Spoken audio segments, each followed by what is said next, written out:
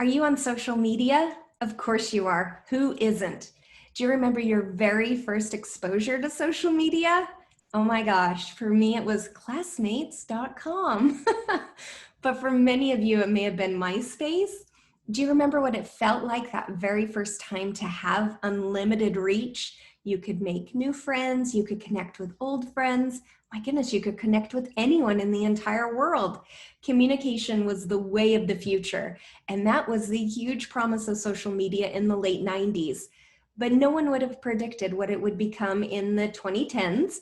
Facebook, Twitter, Tumblr, Pinterest, the list goes on and on. Today, there's dozens of different social media platforms out there, each offering a unique spin on social media and a unique spin on connecting with others. As a small business owner and social media marketing expert, I've been watching the progression of social media very closely over the past a long time, since the very start, so that might date me. But that's how I know that social media is really one of the best ways to connect with your customers and that you really do need a robust social media presence. So when was the last time you took a good, long, hard look at your social media presence? So why do you even need social media? Well, social media is a crucial part of any digital marketing strategy.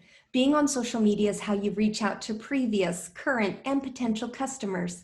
You keep them in the loop about business developments, and it's a great way to share valuable content and inspire and engage.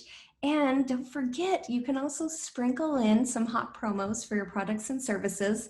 You want to kind of do it in a stealthy way, but you can definitely mix them in there. And social media really isn't optional anymore. It's a necessary part of owning a small business or any business. So last week I did an entire episode on the Digital Marketing Made Simple podcast, which really focused on website audits. So no matter how much time, effort, and money you put into building a website, it still needs regular maintenance, just like your car. And eventually, you'll want to do an audit to make sure that everything looks modern, everything's secure for your visitors, you're offering valuable content, your messaging and branding are on point, and that everything leads them to your call to action. And it's the same situation when it comes to a social media audit. So you want to get a real clear picture of your current social media efforts.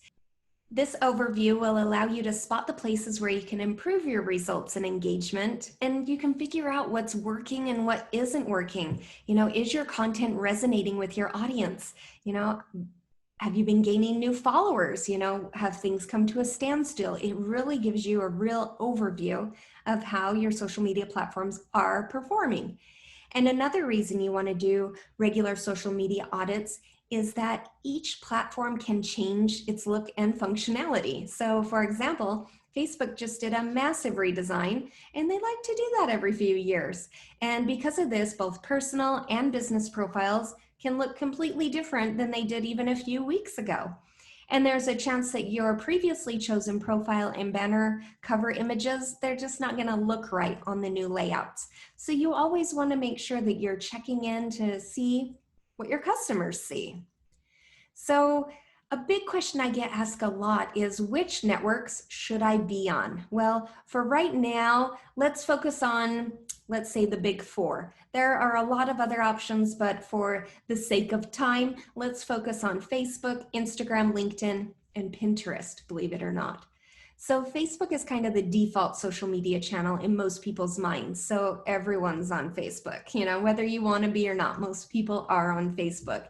It's an indispensable platform for reaching directly out to your audience and interacting with them across both comments and chat and groups. There's a lot of different avenues there. And then there's the whole other level if you're using Facebook ads, boosted posts, or simply your regular content. Facebook is where it's at for digital marketing, especially advertising, but that's for another day. So some people call Instagram the new Facebook. Well, that kind of is true in a lot of ways. Well, Facebook does own Instagram, so there's that. But also Instagram really harkens back to the days when Facebook was mostly about sharing photos. You know, there's not a whole lot of political or controversial content on Instagram. Instead, it's more a social media channel that's focused about, you know, what your friends are up to and pretty pictures. And on top of all of this, there are now other popular social media tools like Instagram Stories, which allow you to create short video content for your followers. So in other words, Instagram's on the rise, and if you're not on it, you might want to get on it. And LinkedIn. LinkedIn's another platform which really you shouldn't avoid. I mean, you should really be on LinkedIn. You know, chances are that you'll use it for business networking reasons, but it really is a fabulous platform to share your content.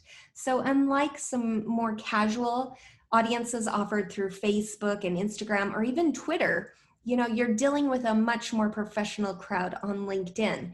And some of them you might even know in real life. So definitely a channel that you should be on. And finally, Pinterest. So I feel like Pinterest is the one social media platform that a lot of people forget. You know, if you have content, you should definitely check out Pinterest. I mean, they have over 250 million users, and 90% of those users are looking to make purchasing decisions on their platform. And so Pinterest really is a marketing tactic that you don't want to skip.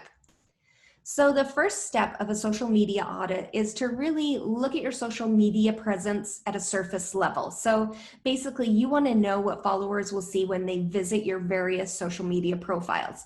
So to get started, make sure that you have your logins, you know, so you can jump right in and do a really deep dive into your social media presence.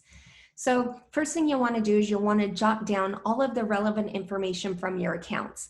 So I like to keep a monthly record and a rolling record of things like how many followers I have, you know, how many likes, how many posts, how many comments, you know, and keep really good record of each platform. And that way I have information to go back to and measure against each month. You also want to make sure that your branding is consistent across all the platforms. So you want to look at your cover images. You know, you really should have the same profile pic on all of your accounts to build brand recognition. You know, it can be your logo, it can be a really great photo of you, but you really need that for brand recognition. And then if there's a banner section or a cover section, you want to make sure that that's also consistent across your platforms. Again, brand recognition. And of course, you want all of your images and all of your graphics to be really high quality, and everything needs to be in the correct size for each platform. And another branding consideration that you want to make are keywords, hashtags, and imagery. You really want to get your content out there and connect with your audience. And all of these things will really contribute to your brand voice. And that also should be super consistent across every platform, tailored for each platform, but still consistent. And you want to make sure that your accounts are all verified and in good standing. You know, if you're a person of interest, you might want to get that little blue check mark that they like to put next to your name. But you just really want to make sure that all of your profiles, all of your pages are up to date. The last thing you want is when someone clicks on something that they get a 404 error, or it just isn't working or doesn't look fantastic. So once you've done a surface level inspection of your social media accounts, it's time to get into that technical side. So don't worry, I won't go too technical today, but the very first thing you want to do is identify the best posts on each platform. So I usually like to kind of break it down to three, which three had the best engagement, and I jot those down. You know, I can find all of that information right inside the built-in analytics and insight tools for each platform. So you need to choose a key metric that makes sense for your brand, and that will be different for most brands. And then you're going to measure for that. So do your posts with videos do better? Is your audience text driven? You need to figure out what is resonating with your audience. And then once you do, then it's time to do more of that. So content creation is the strong backbone of a social media strategy, and you probably already have a lot of content that you can reuse, everything from blog posts to videos to webinars. You know, everything that you have that's content related can be reused to create a ton of free and valuable content. And once you've figured out the kind of content that your audience is craving, then you want to provide them more of that. And this can be a very time-consuming task. I mean, I do this for all of my clients, but you really have to sit down and create that content based on what's working, and what type of content your audience wants. And then you're going to create all of your social media content, hopefully for the month, all at once. To get you started, I have a free social media calendar template that you can check out. I'll drop the link in the show notes for you, but you can grab it at jennylyon.com/content calendar.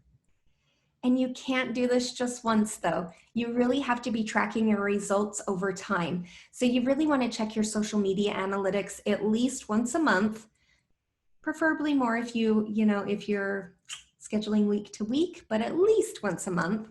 And by doing so, you really do gain valuable information about your audience that will help you tailor your content for them going forward. And there might be a chance that one or more of your social media channels simply aren't working for your brand. And that's okay. If that's the case, then you might want to consider putting more focus on the platform where your audience is hanging out. This isn't to say that you should just abandon the lesser used platform, but you really shouldn't focus all your energy there. You can cross-post content there, but really focus in where your audience is hanging out. And speaking of where your audience is hanging out, you want to be in the same places. So if there are popular groups filled with your ideal customers, you should be a member of that group.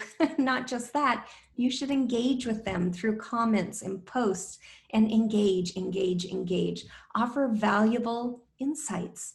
And if you have some Facebook or other social media experience in your personal life, this should feel familiar. The point of all of this work is to determine your return on investment. So I'm not necessarily talking about dollars and cents, but about the amount of time and effort that you put into each social media platform. So as small business owners, there are never enough hours in the day investing your time into social media that isn't working. That's a waste of your time. And what's not a waste of your time is spending time to figure out what is working and what isn't working and focusing on what is working. That's the entire reason why you're doing the social media audit to begin with. So after you've completed the audit, you should have a ton of information about how you can improve your digital outreach and connect more with your audience through social media. So you want to start also with rewriting your bio in your about section. And this copy needs to give your visitors some context about you and what you offer. It needs to be really story-driven, personality-infused, and full of benefits. And depending on its length, it might tell them everything that they could ever want to know in one or two little sentences. Either way, it needs to be carefully crafted for maximum impact. So your bio will be different depending on which platform you're on. So with Twitter, short, everything with Twitter is short. And you only get 160 characters on Twitter and you can't waste a single one. So you want to think of Twitter as a super quick elevator pitch that introduces you quickly and displays your personality. You should also include your most important keywords in the bio. And if you want your followers to check out a website, a product, a landing page, you want to include that call to action at the end. And don't forget hashtags. With Instagram, you have even less room. I think it's about 150 characters. You don't want to copy what you have for Twitter over to Instagram. It's not going to work. You want to make sure that you hit the same points. You want to show off a little bit of your personality. You want to incorporate your important keywords, but you need to make sure that you have all of that really important information in there. You want to give them a really clear snapshot of who you are, and what you do and how you can help them. And, you also got to get a little sparkle in there. You got to get your call to action in there at the end. And on Facebook, you're going to have a little bit more breathing room. They have a little about section. So instead of needing to shove everything into a sentence or two, you have different fields that you can fill out with other information and an about section. So you can really dig into your company's mission and a short description of your company and, dig into that bio a little bit more. It gives you a little bit more of a meaty section. And same with Pinterest. Pinterest is very similar to Instagram. Short, sweet, to the point, personality infused, get the benefits in there, close with a call to action. And if you want to get really in depth with your bio, LinkedIn's your place. You can put everything in LinkedIn. Make sure it's really clean, crisp, it shouldn't read like a resume. It needs to be something that people can, kind of peruse and really grab the information that they need. But it does have a lot of room for you to talk about yourself and, again, what it would be like working with you. So my advice would be to look at the About page on your website and then adapt it for the social media platforms. Or if you need to rework your website About page based on what you learned today, then even better. And so what did we learn today? Well, let's review a few things. So why we need social media as small business owners. Oh my gosh, everyone needs it. Absolutely. It should be an integral part of anyone's digital marketing strategy. And that you should definitely be including a social media audit into your yearly audits. And you need to take a really deep dive into the social media networks that you should be on. So take a look at Facebook, LinkedIn, Instagram, Pinterest, and then maybe there's others you should be on. Maybe your brand should be on YouTube, or TikTok. There's a lot of great platforms out there. So you want to make sure that you're really digging in to where your audience is hanging out. And then we talked a little bit about the basics of performing a social media audit by digging into your social media metrics and really figuring out what content generally connects with your audience. And you want to create a social media calendar. This will help you stay on track. It'll make sure that you're getting all of your content out there on a regular basis.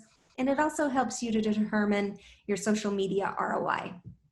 And last but not least, you want to boost your social media bios by adding keywords and displaying a little bit of your personality, but making sure that you slide in a call to action there as well. So over the years, I've worked with countless clients, helping them rebuild their social media presence from the ground up. And it always starts with an audit, but that's definitely not the end of the road. Once you've collected all of that information, you really do need to act on it. You want to make sure that your profiles and your imagery, your messaging, your branding, everything is on point, and then start to develop new content that's going to really communicate your messaging to your audience. And of course, if you need help juicing up your social media, I do have several different resources available on my website to help you do just that. I'll drop the links in the show notes below, but I have several different resources to help you from everything from writing Facebook ads to the social media content calendar that I talked about to making the most of social media. And I even have some free opt-ins where you can grab a few free social media posts to get you started. And of course, if you need any help, you're always welcome to reach out. I can help you get all of those social media ducks in a row. I hope that you found this helpful. I look forward to talking to you next week. Bye-bye.